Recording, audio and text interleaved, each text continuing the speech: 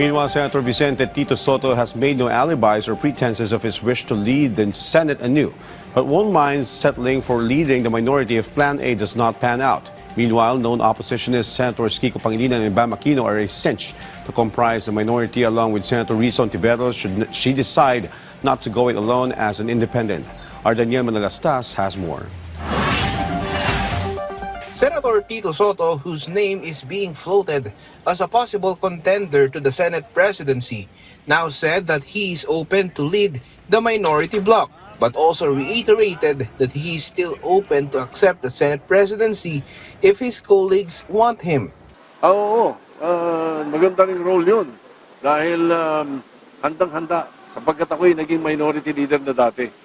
Noong panahon na ang Senate President noon ay si Nene Pimentel, ang pagtakbo ng Senate President ay hindi naman sa akin, sa pananaw ko, ay hindi yung ako ang may gusto, kung hindi yung aming mga kasama. So kung ihahalal ako ng aming mga kasama at sila'y nag-uusap-usap para gawin dito, tatanggapin ko. But that possible Soto Senate presidency might not push through should the election for the Senate's top post be held today. As according to Senator Joel Villanueva, he is confident that if the election for the Senate presidency was conducted today, Senate President Francis Escudero will keep his position. I am confident because I've talked to at least majority of the senators. So I can say that, but of course, every day is another day.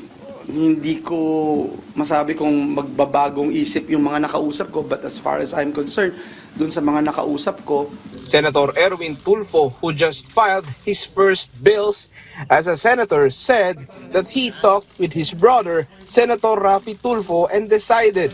Weighing things and talking to my brother said let's go for the majority kasi maraming mga gusto ang Pangulo na dinadaan sa majority at hindi ko makontra majority. So I guess we'll go with the majority.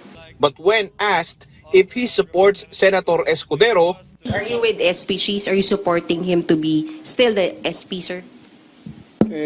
Kung yun ang sa majority, then what I heard kanina umaga yata, si Senator Soto, sabi niya, willing siya maging nasa minority siya. Parang is he accepting that?